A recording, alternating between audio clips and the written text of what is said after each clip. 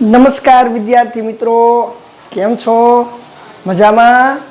धोरण 12 सायन्स भौतिक विज्ञान ना प्रकरण नंबर 1 विद्युत भार अने विद्युत क्षेत्र। प्रकरण नंबर 1 ना आ चौथा लेक्चर नी अंदर सर्वे विद्यार्थियों नु स्वागत है।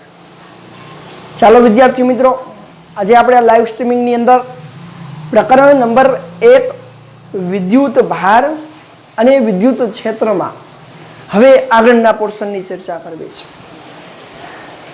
आगळ सुधी आपणे अत्यार सुधी आपणे विद्युत भार एटले शुं एनी वात करी, विद्युत भार विषे माहिती लीधी, विद्युत भारनी शोध कोने करेली छे एनी आपणे चर्चा करी, विद्युत भार ए केवा प्रकारना होय ए पण जोयुं। पछी विद्युत भारनी एक लाक्षणिकता तरीके विद्युत भार विहीन कोई पदार्थ पर विद्युत भार वाळा पदार्थ साथे संपर्कमां लई आवी अने एनुं चार्जिंग करवुं एटले के विद्युत भारना प्रेरणनी चर्चा करेली छे। विद्युत भारना बे प्रकारे प्रेरित करी शकाय छे। एक तो संपर्क द्वारा विद्युत भारनुं प्रेरण, उदाहरण तरीके कोई एक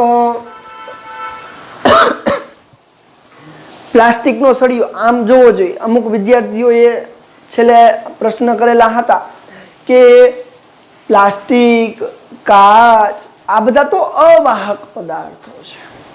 आ बधा अवाहक पदार्थो होवा छतां ए विद्युत भारनुं प्रेरण कई रीते करावी शके?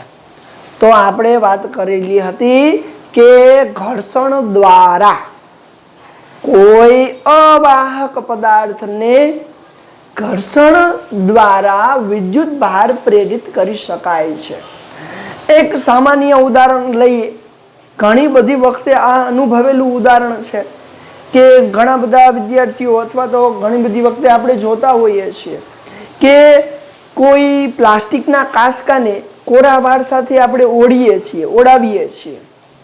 त्यार पछी जो तमे एने कागळना नाना नाना टुकડાની નજીક લઈ જવો છો तो ये कागळना टुकड़ाओ एना तरफ आकर्षाय छे। एनो अर्थ एवो थयो के आ प्लास्टिकना कांसकामां एक एवा प्रकारनो विद्युत भार प्रेरित थयेलो छे के जेथी ए नाना नाना कागळना टुकड़ाओने आकर्षे छे। एनो अर्थ एवो थयो के प्लास्टिक भले अवाहक होय परंतु एने घर्षण द्वारा विद्युत भार प्रेरित करी शकाय अने आ विद्युत भार मात्र ने मात्र ए अवाहक पदार्थनी सपाटी पूरतो ज प्रेरित थयेलो छे। एनी अंदर पृष्ठमां होतो नथी, परिमाणमां होतो नथी, कदमां होतो नथी। એટલા માટે એ પ્રશ્નનું સોલ્યુશન એ છે કે અવાહક પદાર્થો વિદ્યુત ભારનું વહન કરાવી શકતા નથી પરંતુ વિદ્યુત ભાર પ્રેરિત કરી શકે છે। વિદ્યુત ભાર પ્રેરિત કરી શકે છે। ચાલો વિદ્યાર્થી મિત્રો, હવે અહીંયા આજે લાસ્ટ લેક્ચરમાં જે વિદ્યુત ભારના પ્રેરણની ચર્ચા કરેલી છે એના પછી નેક્સ્ટ આગળ વધીએ છીએ। આજે વિદ્યુત ભારના મૂળભૂત ગુણધર્મોની ચર્ચા કરવી છે। વિદ્યુત ભારના મૂળભૂત ગુણધર્મો। विद्युत भारना मूलभूत गुणधर्म तरीके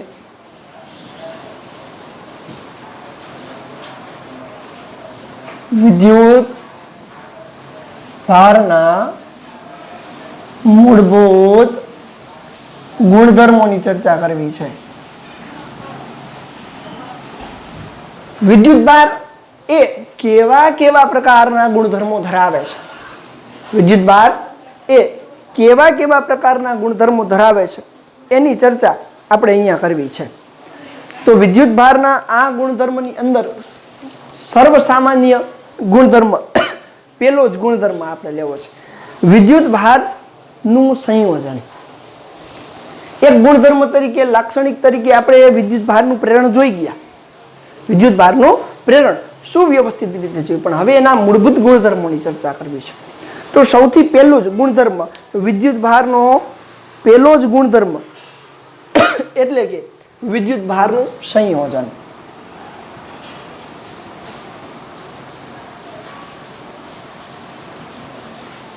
વિદ્યુત ભારનું સંયોજન. વિદ્યુત ભારનું સંયોજન એટલે શું? તો કે આપણે 11મા ધોરણની અંદર દ્રવ્યમાન વિશે ચર્ચા કરી ગયા, ગુરુત્વાકર્ષણ ચેપ્ટરની અંદર કે પછી બીજા કોઈ પણ પ્રકરણની અંદર દળ વિશે ચર્ચા કર્યા છે. દળ એ પદાર્થનો એક એવા પ્રકારનો ગુણધર્મ છે જે અદિશ પરિમાણ ધરાવે છે, એને કોઈ દિશા હોતી નથી. તો અહીંયા આપણે વાત કરીએ છીએ વિદ્યુત ભારના સંયોજનની, તો દ્રવ્યમાનની જેમ જ પદાર્થ એ માત્ર દ્રવ્યમાન ધરાવતો પદાર્થ એ માત્ર પરિમાણ ધરાવે છે. તો કોઈ દ્રવ્યમાન ધરાવતો પદાર્થ એ માત્ર પરિમાણ ધરાવે છે, એની જેમ જ દ્રવ્યમાન ધરાવતો પદાર્થ માત્ર પરિમાણ ધરાવે છે. તો કે એનો અર્થ એવો થયો દ્રવ્યમાન માત્ર પરિમાણ ધરાવે છે અને કોઈ દિશા હોય નહીં. તે જ રીતે વિદ્યુત ભાર પણ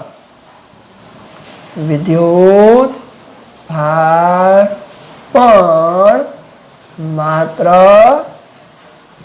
પરિમાણ ધરાવે છે.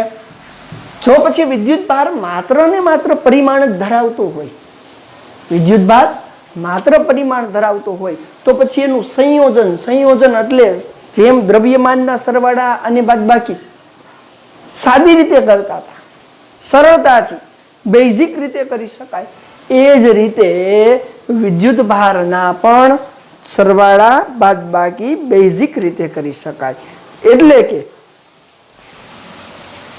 જો એ માત્ર ને માત્ર પરિમાણ દર્શાવતું હોય, પરિમાણ ધરાવે છે, તો વિદ્યુત ભારનું સંયોજન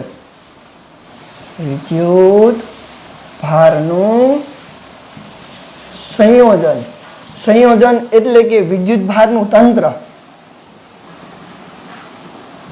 વિદ્યુત ભારના તંત્રની વાત કરીએ છીએ તો એ તંત્રનું, તો કે વિદ્યુત ભારનું સંયોજન એટલે કે તેમના સરવાળા કે પછી બાદબાકી,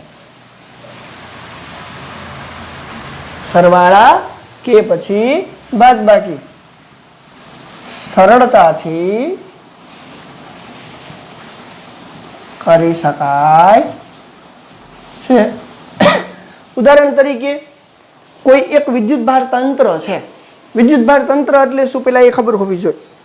વિદ્યુત ભાર તંત્ર એટલે બે કે બે કરતા વધારે વિદ્યુત ભારનું ઝુમખું, અથવા કોઈ એક પરિમાણમાં ત્રિપરિમાણ હોય, દ્વિપરિમાણ હોય કે પછી એક પરિમાણ હોય, કોઈ એક આખા પરિમાણની અંદર, કોઈ એક આખા તંત્રની અંદર બે કે બે કરતા વધારે વિદ્યુત ભારો હોય. જેમ આપણે યાદ કરો 7મા પ્રકરણની અંદર n જેટલા દ્રવ્યમાનનું તંત્રની વાત કરી હતી, એવી જ રીતે અહીંયા વિદ્યુત ભાર તંત્રની વાત કરીએ તો અહીંયા એના સરવાળા કે બાદબાકી આપણે સરળતાથી કરી શકીએ. ઉદાહરણ તરીકે ધારી લઈએ, ચાલો ધારો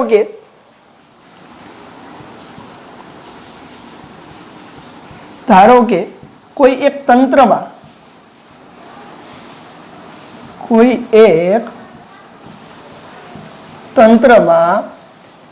વિદ્યુત ભારને Q વડે દર્શાવીએ છીએ તો Q1, Q2, Q3 up to Qn જેટલા વિદ્યુત ભારો છે.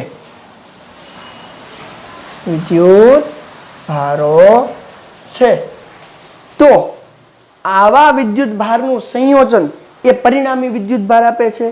એટલે કે વિદ્યુત ભારના સંયોજન પરથી વિદ્યુત ભારનું દરેક વિદ્યુત ભારનો સરવાળો, સાદો સરવાળો અથવા બેઝિક સરવાળો પરિણામી વિદ્યુત ભાર આપશે. પરિણામી વિદ્યુત ભાર આપે છે. ઉદાહરણ તરીકે પરિણામી વિદ્યુત ભાર સમેશન Q અથવા ખાલી Q બરાબર શું થાય? Q1 plus Q2 plus Q3 plus up to plus Qn.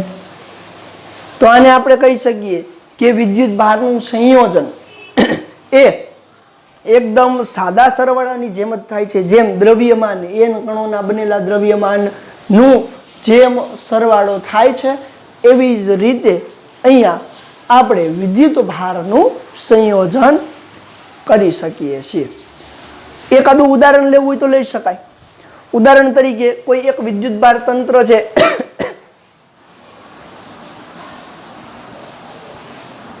ઉદાહરણ તરીકે કોઈ એક વિદ્યુત ભાર તંત્રની અંદર Q1 બરાબર 5 કુલમ વિદ્યુત ભાર છે, Q2 બરાબર -3 કુલમ વિદ્યુત ભાર છે, Q3 બરાબર -1 કુલમ વિદ્યુત ભાર છે, Q4 બરાબર બીજું 5 કુલમ વિદ્યુત ભાર છે. તો આ ચારે ચારનું પરિણામી વિદ્યુત ભાર આખા તંત્રનો આ એક આખા તંત્રમાં હોય તો આ એક આખા તંત્રનો પરિણામી વિદ્યુત ભાર કેટલો હોય? પરિણામી વિદ્યુત ભાર કેટલો હોય? તો સમેશન Q બરાબર 5 એટલે કે Q1 વત્તા Q2 વત્તા Q3 વત્તા Q4 5 વત્તા 3 પણ -3 થશે તો આમ લખી શકાય 5 પ્લસ -3 પ્લસ -1 પ્લસ 5 બરાબર. તો પરિણામી વિદ્યુત ભાર બધાના બેઝિક સરવાળા જેટલો થાય તો 5 ને 5 10 માંથી 4 જાય 6 કુલમ. એટલે કે એકદમ સરળ પહેલો જ ગુણધર્મ વિદ્યુત ભારનું સંયોજન એ સાદી રીતે થાય છે. સાદી રીતનો અર્થ અહીંયા શું છે? સરળતાથી જેમ દ્રવ્યમાન માત્ર પરિમાણ ધરાવે એવી જ રીતે વિદ્યુત ભાર પણ માત્ર પરિમાણ દર્શાવે છે અને જેને સંયોજન સ્વરૂપે સરવાળા કે બાદબાકીના સ્વરૂપમાં સાદી રીતે જ સરવાળા બાદબાકી કરી શકાય છે. ઉદાહરણ તરીકે કોઈ એક તંત્ર છે, આ તંત્ર લઈ લે તો આ તંત્રની અંદર અહીંયા પ્લસ Q વિદ્યુત ભાર છે, અહીંયા -Q વિદ્યુત ભાર છે, અહીંયા +2Q વિદ્યુત ભાર છે, અહીંયા -3Q વિદ્યુત ભાર છે, અહીંયા +5Q વિદ્યુત ભાર છે, અહીંયા -2Q વિદ્યુત ભાર બીજો છે. તો આ તંત્રમાં પરિણામી વિદ્યુત ભાર કેટલો? તો આપેલ આ તંત્રની અંદર પરિણામી વિદ્યુત ભાર કેટલો? તો કે બધાનો બેઝિક સરવાળો. ધારો કે અહીંયા 5Q વિદ્યુત ભાર છે તો પહેલા બધા ધનનો સરવાળો કરીએ. 5 ને 2 6 7 ને 1 8 3 ને 2 5 ને 1 6 તો +2Q વિદ્યુત ભાર વધશે તો એનો પરિણામી વિદ્યુત ભાર કહેવાય. શું કહેવાય? પરિણામી વિદ્યુત ભાર. હવે હું પાછું અહીંયા -2Q ઉમેરી દઉં તો આપેલ તંત્ર વિદ્યુત ભારની દ્રષ્ટિએ તટસ્થ છે એવું કહી દેવાય. શું કામ? સરખા ધન અને સરખા ઋણ વિદ્યુત ભાર આપેલ તંત્રમાં આવેલા છે. આપેલ સિસ્ટમની અંદર સરખા ધન અને સરખા ઋણ વિદ્યુત ભાર છે એટલા માટે આપણે એવું કહી શકીએ કે આપેલ તંત્ર વિદ્યુતની દ્રષ્ટિએ તટસ્થ છે. તો આ છે પેલો જ ગુણધર્મ વિદ્યુત ભારનું સંયોજન. ચાલો સ્ક્રીનશોટ લઈ લેજો.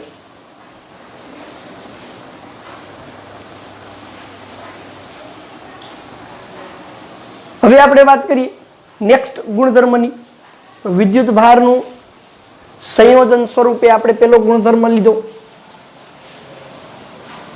વિદ્યુત ભારના મૂળભૂત ગુણધર્મની અંદર બીજો જ ગુણધર્મ. હવે આપને ખબર છે ઉર્જા એ સંરક્ષિત છે.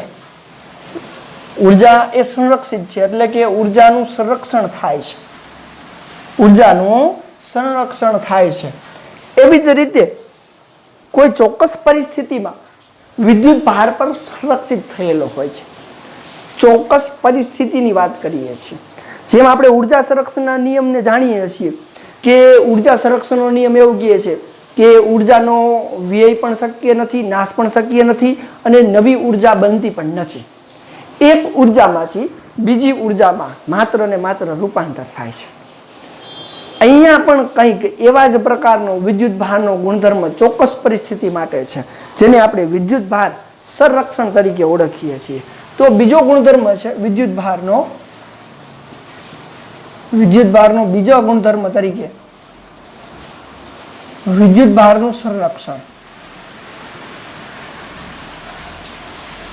વિદ્યુત ભારનું સંરક્ષણ 2 માર્ક્સની અંદર પ્રશ્ન પણ પૂછાય, વિદ્યુત ભાર સંરક્ષણ એટલે શું? ઉદાહરણ આપી સમજાવો. વિદ્યુત ભાર સંરક્ષણ એટલે શું? ઉદાહરણ આપી સમજાવો. વિદ્યુત ભારનું સંરક્ષણ એટલે શું? વિદ્યુત ભારનું સંરક્ષણ એટલે વિદ્યુત ભારનું નાશ પણ ન થવો, નવો વિદ્યુત ભાર ઉત્પન્ન પણ ન થાય, અને જો કોઈ એની અંદર પ્રક્રિયા થતી હોય તો પરિણામી વિદ્યુત ભાર પહેલા હતો એટલો જ રહે. પરિણામી વિદ્યુત ભાર પહેલા હતો એટલો જ રહે. તો પછી પહેલા આપણે એને વ્યાખ્યાયિત કરી. પહેલા હું એની વ્યાખ્યા લખું છું, વ્યાખ્યા ઉપરથી આપણે એને સમજવાનો પ્રયત્ન કરીએ. ચાલો, વિદ્યુત ભારના સંરક્ષણની વ્યાખ્યા છે. વિદ્યુતની દ્રષ્ટિએ અલગ કરેલા તંત્રમાં વિદ્યુતની દ્રષ્ટિએ અલગ કરેલા તંત્રમાં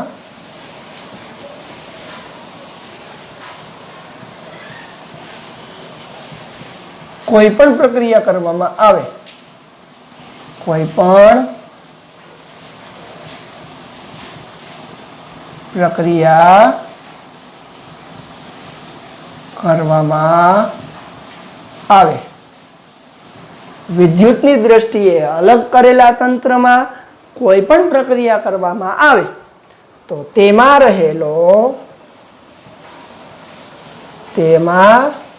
રહેલા વિદ્યુત ભારોનો બેઝિક સરવાળો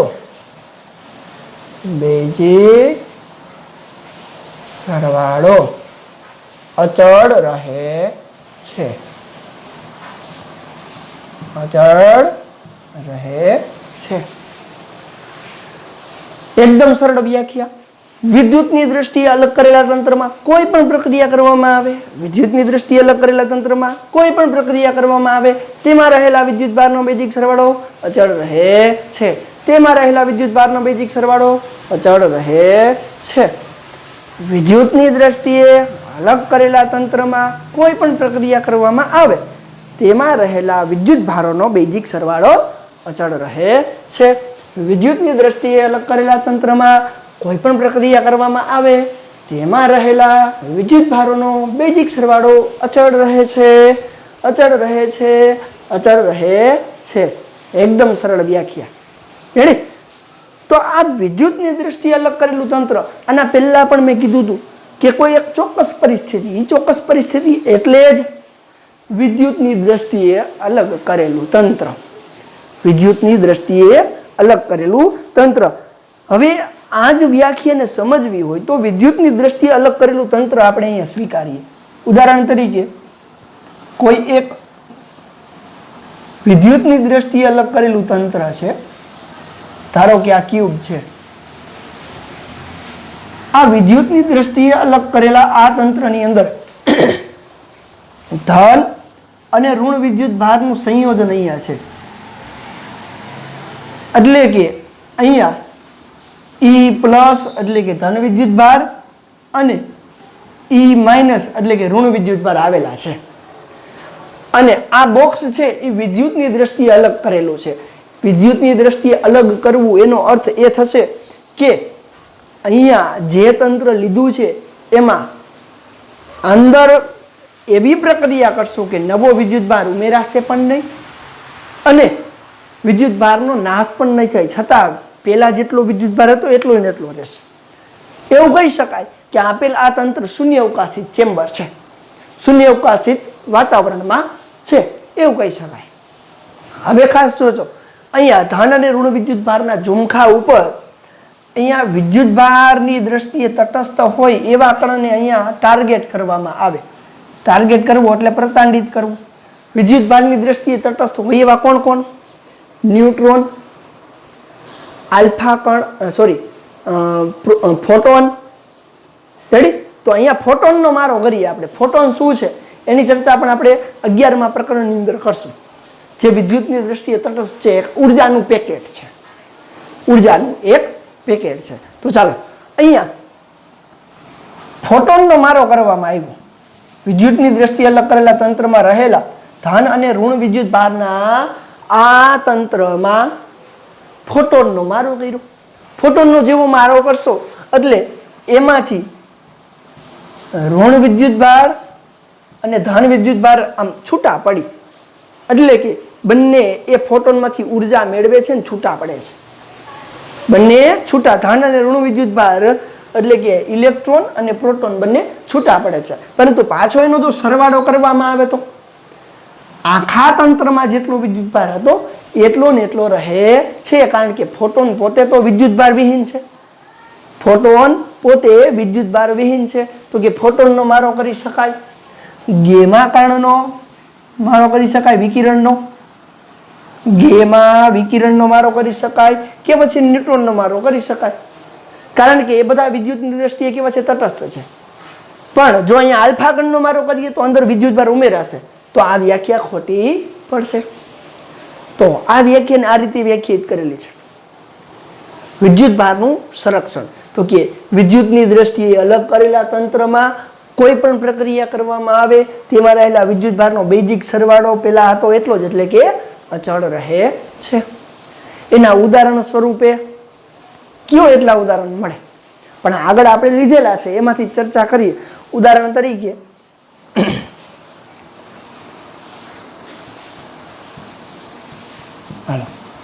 તરીકે પેલું ઉદાહરણ લઈ તો જોવો જોઈએ. પ્લાસ્ટિકના સળિયાને ફર સાથે ઘસવાથી પ્લાસ્ટિકનો સળિયો ઋણ વિદ્યુત ભારિત બને. તો ઘસા પહેલા પ્લાસ્ટિકના સળિયા પરના વિદ્યુત ભાર અને ઘસા પહેલા ફર પરનો વિદ્યુત ભાર તટસ્થ હતો. ઘસા પછી એ શું થાય? તો કે જેટલો ધન વિદ્યુત ભાર પ્લાસ્ટિકના સળિયામાંથી ફર પર જાય છે એટલો જ ઋણ વિદ્યુત ભાર ફર પરથી પ્લાસ્ટિકના સળિયામાં આવે છે. પાછો બેનો સરવાળો કરો, અચળ જ રહે છે. તો પેલું જ ઉદાહરણ, પ્લાસ્ટિકના સળિયાને ફર સાથે ઘસતા પ્લાસ્ટિકનો સળિયો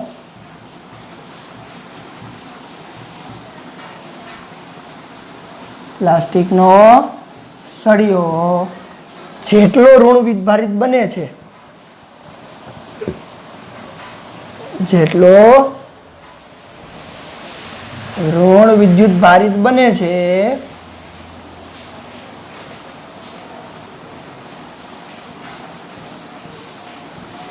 તેટલો જ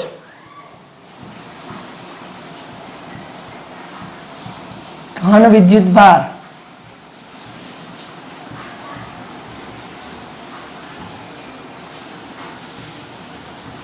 ફર પર જાય છે. એટલે કે ઘસા પેલા પ્લાસ્ટિકના સળિયા ઉપર જેટલો વિદ્યુત ભાર હતો એટલો જ વિદ્યુત ભાર ઘસા પછી પાછો બેનો સરવાળો કરશો. ઉદાહરણ તરીકે પ્લાસ્ટિકના સળિયાને ફર સાથે ઘસતા 5 કુલમ માઇનસ 5 કુલમ જેટલો વિદ્યુત ભાર કેના ઉપર આવ્યો? પ્લાસ્ટિકના સળિયા પર આવ્યો.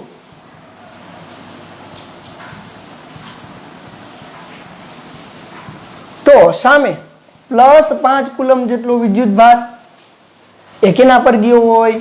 ફર પર. પાછો બેનો સરવાળો કરો જોઈએ. પાછો બેનો બેઝિક સરવાળો કરતા શૂન્ય થઈ જાય છે.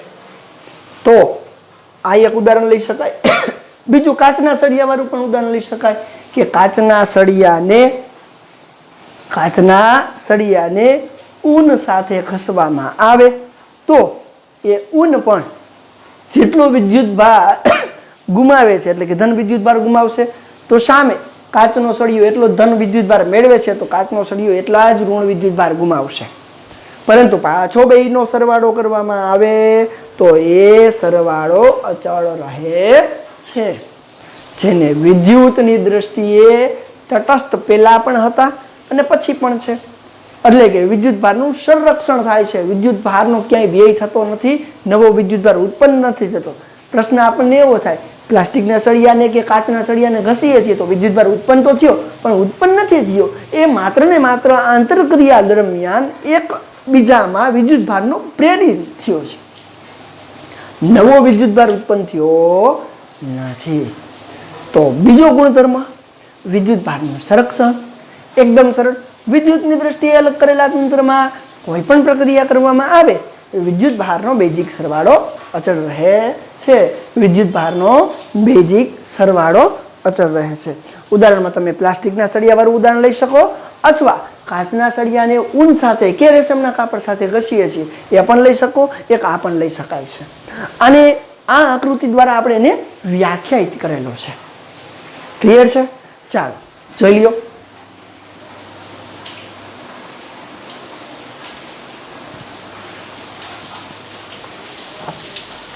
હવે નેક્સ્ટ આપણે વાત કરીએ અતિ અગત્યનો ગુણધર્મ વિદ્યુત ભારનું ક્વાન્ટમીકરણ.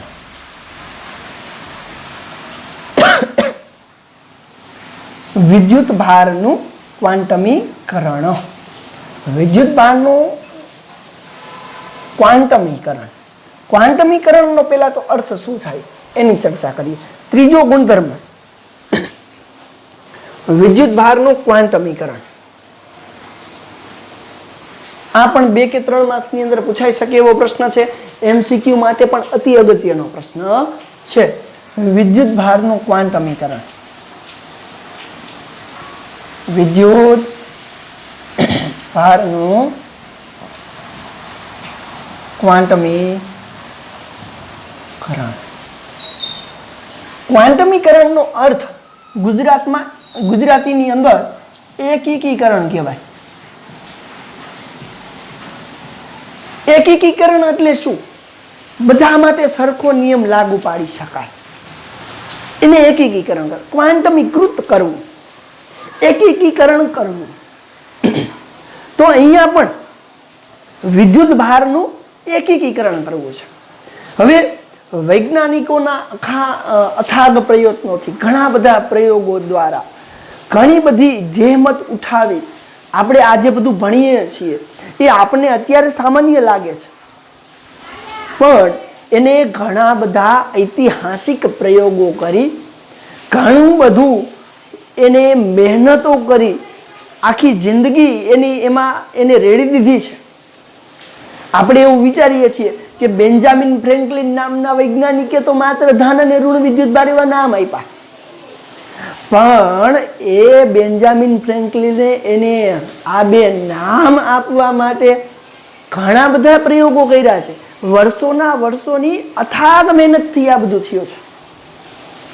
એવી જ રીતે આપણે વાત કરીએ થેલ્સ ઓફ મિલ્ટસ અને અત્યારની પોઝિશન અને ત્યારના વર્ષોની ચર્ચા કરવામાં આવે તો તમે જોઈ શકો છો કે અત્યારે તો ઘણી બધી સુવિધાઓ છે. પહેલા તો એવી કઈ સુવિધાઓ નહોતી, અને ત્યારે એવા સમયની અંદર આ બધી વાતોની ચર્ચા કરવી એ ખૂબ જ અઘરી હતી. અને વૈજ્ઞાનિકોએ ઘણા બધા અસંખ્ય પ્રયત્નો કરી, અસંખ્ય પ્રયોગો દ્વારા, અસંખ્ય બુકની રચના દ્વારા, વૈજ્ઞાનિક તારણ દ્વારા એ 100 કરતા વધારે વિદ્યુત ભારો, 100 કરતા વધારે મૂળભૂત વિદ્યુત ભારોની શોધ કરી. પણ આપણને તો માત્ર 3 જ વિદ્યુત ભાર વિશે, વધીને 4 વિદ્યુત ભાર વિશેનો જ અભ્યાસ મોટા ભાગે કરીએ છીએ. પણ એ બધા જ વિદ્યુત ભારોને એક જ સૂત્રતામાં તારવવા માટે અથવા તો એક જ સૂત્રતામાં જોડવા માટે વિદ્યુત ભારનું ક્વાન્ટમીકરણ ખૂબ જ અગત્યનું છે. તો વિદ્યુત ભારનું ક્વાન્ટમીકરણની વ્યાખ્યા ખાસ સાંભળજો. વિદ્યુત ભારનું એકીકરણની વ્યાખ્યા. વિદ્યુત ભારનું એકીકરણ એટલે શું? તો કે કુદરતમાં મળી આવતા તમામ વિદ્યુત ભારો, તમામ એટલે મેં કીધું એ પ્રમાણે કે કુદરતની અંદર 100 કે 100 કરતા વધારે વિદ્યુત ભારો છે. તો કુદરતમાં મળી આવતા બધા જ વિદ્યુત ભારો કોઈ એક મૂળભૂત વિદ્યુત ભારના મૂલ્યના પૂર્ણ ગુણાંકમાં હોય છે. ખાસ સાંભળજો, વિદ્યુત ભારનું ક્વોન્ટમીકરણ એટલે શું? તો અહીંયા હું વ્યાખ્યા લખું છું પહેલા, પછી આપણે એ વ્યાખ્યાને સમજવાનો પ્રયત્ન કરીએ. કુદરતમાં મળી આવતા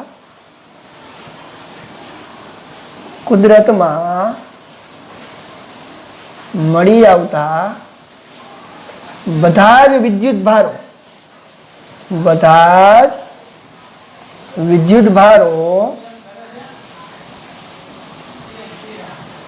કોઈ એક મૂળભૂત વિદ્યુત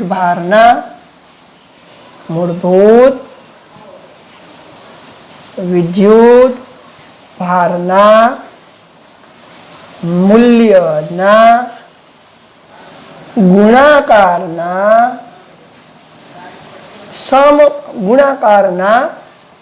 પૂર્ણ ગુણાંકમાં હોય છે.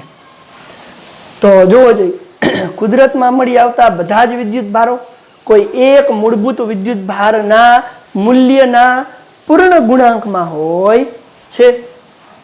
મૂલ્યના પૂર્ણ ગુણાંકમાં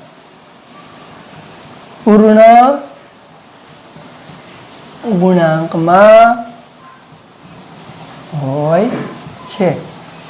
હવે હાલો, એ તો આપણે સમજ્યા કે કુદરતમાં મળી આવતા વિદ્યુત ભારો, એ સમજાણું. પણ આ મૂળભૂત વિદ્યુત ભાર એટલે શું?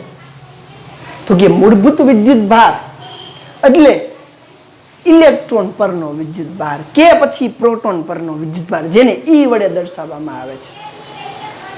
જે વિદ્યુત ભારનું મૂલ્ય 1.602 ગુણ્યા 10⁻19 કુલમ જેટલું હોય તે વિદ્યુત ભારને મૂળભૂત વિદ્યુત ભાર તરીકે સ્વીકારવામાં આવે છે. તો અહીંયા વ્યાખ્યા પ્રમાણે કુદરતમાં મળી આવતા બધા જ વિદ્યુત ભારો કોઈ એક મૂળભૂત વિદ્યુત ભારના પૂર્ણ ગુણાંકમાં હોય છે ને એ મૂળભૂત વિદ્યુત ભાર એટલે એને E વડે દર્શાવાય. તો વ્યાખ્યા પ્રમાણે Q બરાબર NE વડે દર્શાવાય છે. Q બરાબર N into E, જ્યાં Q બરાબર મૂળભૂત વિદ્યુત ભાર સાથે સંકળાયેલો જે વિદ્યુત ભાર છે એ વિદ્યુત ભારનો જથ્થો દર્શાવે. ક્વોન્ટિટી આપણે કહીએ ને, વિદ્યુત ભારનો જથ્થો દર્શાવે છે. N એ પૂર્ણ ગુણાંકની સંખ્યા શું દર્શાવે છે? પૂર્ણ ગુણાંક અથવા ક્વાન્ટમ આંક તરીકે પણ લઈ શકાય. 1 2 3 4 5 6 7 એવી રીતે પણ અડધું ન હોય. ક્યારે આપણે એવું ન કહી શકીએ કે અડધો ઇલેક્ટ્રોન, અડધો પ્રોટોન, અડધો આલ્ફા કણ. કેમ? તો કે અડધો ઇલેક્ટ્રોન હોય નહીં, એટલા માટે એને પૂર્ણ ગુણાંક, જેને 1 2 3 4 આવી રીતે n સુધીની કોઈ પણ સંખ્યા હોઈ શકે. E ખાસ તો એની વાત કરીએ જે મૂળભૂત વિદ્યુત ભાર છે. શું છે? મૂળભૂત વિદ્યુત ભાર છે. તો ઇલેક્ટ્રોન પરનો મૂળભૂત વિદ્યુત ભારનું મૂલ્ય, ઇલેક્ટ્રોન પરના મૂળભૂત વિદ્યુત ભારનું મૂલ્ય E માઇનસ તરીકે આપણે લઈએ છીએ, જેની વેલ્યુ -1.602 ગુણ્યા 10⁻19 કુલમ જેટલી છે. જ્યારે પ્રોટોન પરના મૂળભૂત વિદ્યુત ભારની મૂલ્યની વાત કરીએ, પ્રોટોન પરના મૂળભૂત વિદ્યુત ભારની વેલ્યુ E પ્લસ વડે પણ દર્શાવાય છે અને ક્યારેક એને સ્મોલ p વડે પણ દર્શાવીએ છીએ. +1.602 ગુણ્યા 10⁻19 કુલમના ક્રમનો છે. તો આ કિંમત પણ યાદ રાખવાની છે, જે મૂળભૂત વિદ્યુત ભારની કિંમત છે. કુદરતમાં મળી આવતા બધા જ વિદ્યુત ભારો કોઈ એક મૂળભૂત વિદ્યુત ભારના મૂલ્યના પૂર્ણ ગુણાંકમાં હોય છે. જ્યાં Q વિદ્યુત ભારનો જથ્થો દર્શાવે છે, N પૂર્ણ ગુણાંક દર્શાવે છે અને E મૂળભૂત વિદ્યુત ભાર દર્શાવે છે. જો તમને 2 માર્ક્સની અંદર પ્રશ્ન પૂછાય, હવે જોવો જોઈએ વિદ્યુત ભારનો એકમ અહીંયા હું લખું છું. વિદ્યુત ભારનો જ્યાં કુલંબ સી છે એ કુલંબ નામના વૈજ્ઞાનિકની યાદમાં વિદ્યુત ભારનો એકમ શું થશે તો કે કુલંબ. કયો એકમ છે? કુલંબ, જેને સી વડે દર્શાવાય. હવે કુલંબ છે એ ખૂબ જ મોટો એકમ છે. કુલંબ એ ખૂબ જ મોટો એકમ છે ને એની એક આપણે ઉદાહરણ દ્વારા પણ સમજશું આગળ જતા કે કેટલો મોટો એકમ છે. કે એક કુલંબ વિદ્યુત ભારને કોઈ એક જગ્યાએથી બીજી જગ્યાએ લઈ જવો, એક પદાર્થ પરથી બીજા પદાર્થ પર લઈ જવો હોય તો કેટલો સમય લાગે? આશરે 200 વર્ષ જેટલો સમય નીકળી જશે. એની એક ઉદાહરણ દ્વારા આપણે સમજવાનો પ્રયત્ન કરશું, પણ અત્યારે નહીં. કુલંબ એ ખૂબ જ મોટો એકમ છે, એટલા માટે એના નાના એકમો એક મિલી કુલંબ. એક મિલી કુલંબ એટલે 10⁻³ કુલંબ. પછી એક માઇક્રો કુલંબ 10⁻6 કુલંબ. એક નેનો કુલંબ 10⁻9 કુલંબ. એક પાઇકો કુલંબ 10⁻12 કુલંબ. આવા નાના એકમોનો પણ અભ્યાસ આપણે કરવાના છીએ. એટલે મોટા ભાગે આપણે એ આ નાના નાના એકમો એટલે કે વિદ્યુતભાર ખૂબ જ મોટો એકમ છે એટલા માટે એના નાના એકમ તરીકે આપણે લઈએ છીએ. હવે આપણે વાત કરવી છે વિદ્યુતભારના ક્વાન્ટમીકરણની અંદર વિદ્યુત ભારનું બંધારણ. જો તમને 2 માર્ક્સની અંદર પ્રશ્ન પૂછાય તો તમારે આટલું લખવાનું છે, પરંતુ જો આગળ 3 માર્ક્સની અંદર પ્રશ્ન પૂછાય તો શું કરવું તો હવે નેક્સ્ટ આપણે જોશું બીજું એમાં શું ઉમેરવાનું છે. ચાલો પહેલા આટલું જોઈ લ્યો.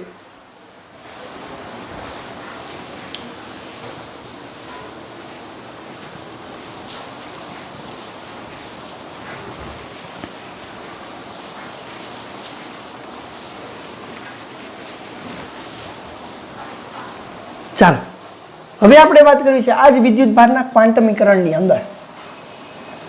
હવે આપણે પ્રશ્ન એવો થાય કે તમે એક કુલંબ વિદ્યુત ભાર હોય તો એની અંદર વિદ્યુત ભારની સંખ્યા અથવા ઇલેક્ટ્રોનની સંખ્યા કેટલી હોય એવો પ્રશ્ન થાય તો હમણાં જ આપણે વિદ્યુત ભારના ક્વાન્ટમીકરણની વ્યાખ્યા લીધી અને એનું સૂત્ર લીધું.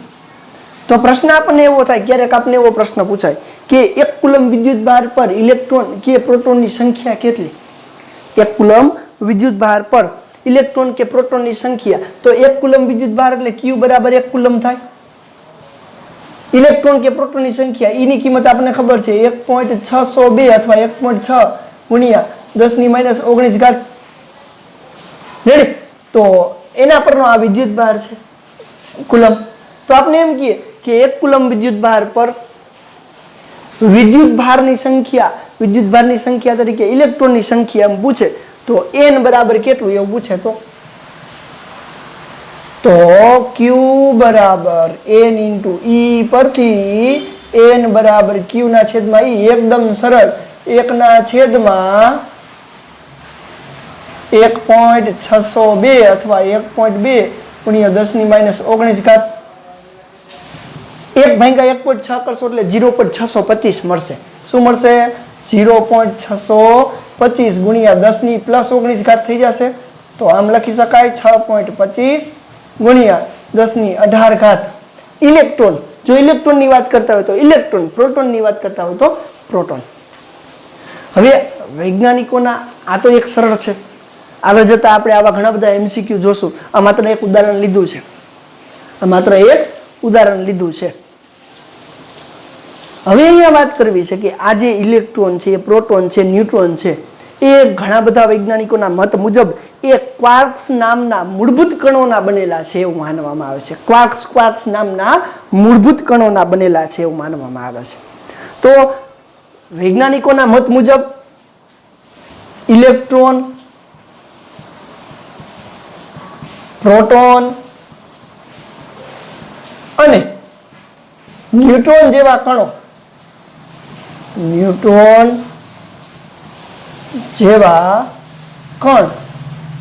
એ મૂળભૂત ક્વાર્ક્સ નામના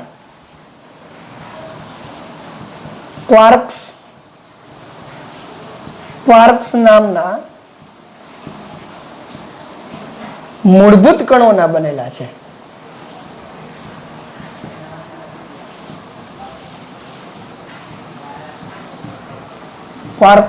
ક્વાર્ક્સ નામના મૂળભૂત કણોના બને છે. આ ક્વાર્ક્સ શું છે? તો ક્વાર્ક્સના મૂળભૂત 3 જોડીઓ અને 6 પ્રકાર છે. 3 જોડીમાં હોય ક્વાર્ક્સ. એમાંથી આપણે માત્ર એકની જ ચર્ચા કરવાની છે. હું અહીંયા ક્વાર્ક્સની માત્ર જોડી લખું છું. આ માત્ર જાણકારી માટે છે. રેડી? અને અત્યારે જે પોર્શન આવશે એ પણ માત્ર જાણકારી માટે છે. ટેક્સ્ટ બુકમાં ક્યાંય નથી. પરંતુ એમસીક્યુમાં જે નીટના એમસીક્યુ હોય કે ગુજકેટ લેવલના એમસીક્યુની વાત કરશું ત્યારે એ આપણા માટે અગત્યનું થશે. તો કે ક્વાર્ક્સની 3 જોડીઓ છે. એક તો અપ ડાઉન અપ ક્વાર્ક્સ અને ડાઉન ક્વાર્ક્સ. બીજું ટોપ બોટમ ટોપ અને બોટમ. ત્રીજો ક્વાર્ક્સ ચાર્મ અને સ્ટ્રેન્જ. ચાર્મ અને સ્ટ્રેન્જ. કયા કયા quarks? Up quarks, down quarks, આ બે જોડીમાં. ટોપ બોટમ, ચાર્મ અને સ્ટ્રેન્જ. આ બધાનો અર્થ એક જ થાય, ઉપર નીચે. ટોપ એટલે ઉપર, બોટમ એટલે તળિયે, ચાર્મ એટલે ઉપર, સ્ટ્રેન્જ એટલે નીચે. પરંતુ બધાની વેલ્યુ અલગ અલગ છે. એ પૈકી માત્ર ને માત્ર આપણે આની એકની વાત કરીએ છીએ અત્યારે. તો ઇલેક્ટ્રોન, પ્રોટોન, ન્યુટ્રોન જેવા કણનું બંધારણ ક્વાર્ક્સ નામના મૂળભૂત કણોથી બનેલું છે એવું માનવામાં આવે છે. તો એની અંદર અપ ક્વાર્ક્સની વેલ્યુ અપ ક્વાર્ક્સની અથવા ક્વાર્ક્સનું મૂલ્ય એ +2/3e જેટલી છે. જ્યારે ડાઉન ક્વાર્ક્સની વેલ્યુ -1/3e જેટલી છે. જ્યાં e બરાબર આપણને ખબર જ છે કેટલી વેલ્યુ છે. તો જોવો જોઈએ, અપ ક્વાર્ક્સની કિંમત +2/3e જેટલી છે, જ્યારે ડાઉન ક્વાર્ક્સની કિંમત -1/3e જેટલી છે. તો પ્રશ્ન આપણને એવો થાય કે તો પછી આના ઉપરથી ઇલેક્ટ્રોન નું બંધારણ કેવી રીતે નક્કી થાય? આના ઉપરથી પ્રોટોનનું બંધારણ કેવી રીતે નક્કી થાય?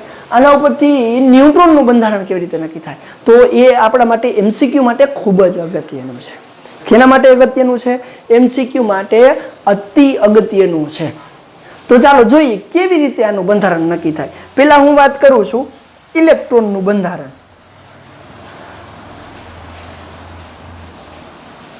શેનું બંધારણ? ઇલેક્ટ્રોનનું બંધારણ. ચાલો, ઇલેક્ટ્રોનના બંધારણ અપ અને ડાઉન ક્વાર્ક્સ ઉપરથી કેવી રીતે નક્કી થયું છે? હું અહીંયા સળંગ આમ લખતો જાઉં છું. તો ઇલેક્ટ્રોનનું બંધારણ છે એ અપ ક્વાર્ક્સ અને ડાઉન ક્વાર્ક્સ ઉપરથી કેવી રીતે નક્કી થયું? તો આપને ખબર છે કે ઇલેક્ટ્રોન પર E- લખવામાં આવે છે. ઇલેક્ટ્રોન ઉપર આવી રીતે E- લખીએ છીએ. માઇનસ એટલે -1. તો અહીંયા ઇલેક્ટ્રોનનું બંધારણ કેવું હશે? તો કે જોવો જોઈએ, આવું હશે. Down plus down plus down. એટલે કે ડાઉન એટલે -1/3, -1/3, -1/3. હાલો, લસા લ્યો એટલે -3/3. વધે શું? -1. એનો અર્થ એવો થયો ઇલેક્ટ્રોનનું પ્રકરણ બંધારણ ડાઉન ડાઉન ડાઉન પ્રકારનું છે. એટલે કે ઇલેક્ટ્રોનનું બંધારણ DDD પ્રકારનું છે.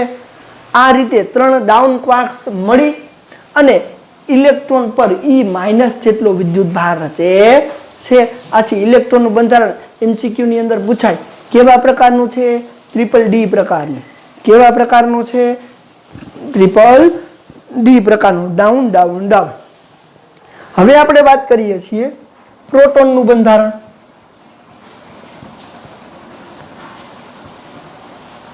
પ્રોટોનનું બંધારણ કેવા પ્રકારનું છે? તો પ્રોટોન ઉપર આપણને ખબર છે E+ હોય છે. શું હોય છે? E+ અથવા તો એક વિદ્યુતભાર ધન વિદ્યુતભારિત છે એવું કહી શકાય. તો પ્રોટોન પર એક ધન વિદ્યુતભારિત કણ છે એનો અર્થ એવો થયો કે પ્રોટોનનું બંધારણ કેવું થશે? તો કે પ્રોટોનનું બંધારણ અહીંયા અપ ક્વાર્ક્સની વેલ્યુ 2/3, ડાઉન ક્વાર્ક્સની વેલ્યુ -1/3. તો હું આમ કહી શકીશ, જોવો જોઈએ, અપ પ્લસ ડાઉન. ભૂલાઈ જાય તો એકવાર કરી જોવા. હાલો, અપ એટલે 2/3 પ્લસ છે, પ્લસ બીજું 2/3 છે અને પછી -1/3 છે. લસા લઈએ તો 2 ને 2 4 -1 એટલે 3 તો પ્લસ 3/3 એટલે કે +1. આથી પ્રોટોન પર કેવો વિદ્યુતભાર છે? +1 જેટલો વિદ્યુતભાર છે. આથી પ્રોટોનનું બંધારણ UUD પ્રકારનું હોય છે. કેવું? UUD પ્રકારનું. અપ ડાઉન પ્રકારનું હોય છે. તો એકદમ સરળ છે. જોવો જોઈએ, વિદ્યુતભારના ક્વાન્ટમીકરણની અંદર વિદ્યુતભારનું ક્વાન્ટમીકરણ એટલે કે કુદરતમાં મળી આવતા બધા જ વિદ્યુતભારો કોઈ એક મૂળભૂત વિદ્યુતભારના મૂલ્યના પૂર્ણ ગુણાંકમાં હોય છે. મૂલ્યના પૂર્ણ ગુણાંકમાં હોય છે. એટલે કે Q બરાબર એની. હવે કેવા પ્રકારનો વિદ્યુતભાર છે એના ઉપર આધાર રાખશે. કેવા પ્રકારનો વિદ્યુતભાર છે એ Q એ વિદ્યુતભારનો જથ્થો, n સંખ્યા, E મૂળભૂત વિદ્યુતભાર. તો મૂળભૂત વિદ્યુતભાર એટલે શું? જે પદાર્થ પર અથવા જે કણ પર E બરાબર 1.602 × 10⁻19 કુલમ વિદ્યુતભાર હોય એને મૂળભૂત વિદ્યુતભાર કહેવાય. અને એ મૂળભૂત વિદ્યુતભારની વાત કરતા હોય તો એનો એકમ કુલમ છે. એસઆઈ એકમ, નાના એકમોની ચર્ચા કરી. પછી આપણે વાત કરી કે એક ઉદાહરણ લીધું કે 1 કુલમ વિદ્યુતભાર ઉપર કેટલા ઇલેક્ટ્રોન કે પ્રોટોનની સંખ્યા હોય તો એ આટલી હોય. હવે આવા ઇલેક્ટ્રોન, પ્રોટોન કે ન્યુટ્રોનનું બંધારણ એ ઘણા બધા પ્રયોગો પરથી એવું જાણવા મળ્યું કે ક્વાર્ક્સ નામના મૂળભૂત કણોનું બનેલું હોય એવું જાણવા મળે છે. આથી એ મૂળભૂત કણોના બનેલા એ અપ ક્વાર્ક્સ અને ડાઉન ક્વાર્ક્સ ઉપરથીનું બંધારણ નક્કી થયું. આમ તો ક્વાર્ક્સના કુલ 3 પેર અને 6 પ્રકાર છે. 3 pair up down, top bottom, charm strange. એમાં અપ ડાઉન ઉપરથી ઇલેક્ટ્રોન, પ્રોટોન અને ન્યુટ્રોનનું બંધારણ નક્કી થાય. ઇલેક્ટ્રોનના બંધારણની વાત કરી, ડાઉન ડાઉન ડાઉન. પ્રોટોનના બંધારણની વાત કરી, અપ ડાઉન. હવે તમારે હોમવર્કની અંદર અથવા તો અત્યારે મને કોમેન્ટ કરી અને જણાવવાનું છે કે ન્યુટ્રોનનું બંધારણ કેવા પ્રકારનું હશે. ચાલો મને કોમેન્ટ કરી અને જણાવો કે ન્યુટ્રોનનું બંધારણ કેવા પ્રકારનું હશે. કેનું બંધારણ? ન્યુટ્રોનનું બંધારણ. ન્યુટ્રોનનું બંધારણ. ચાલો મને જણાવો ન્યુટ્રોનનું બંધારણ કેવા પ્રકારનું હશે એ કોમેન્ટ કરી અને મને જણાવવાનું છે. તો આજના વિદ્યુતભારના મૂળભૂત ગુણધર્મોની અંદર 3 ગુણધર્મો આપણા માટે ખૂબ જ અગત્યના છે. વિદ્યુતભારનું સંયોજન, વિદ્યુતભારનું સંરક્ષણ અને વિદ્યુતભારનું ક્વાન્ટમીકરણ. ક્લિયર છે? ચાલો જોઈ લેજો વ્યવસ્થિત.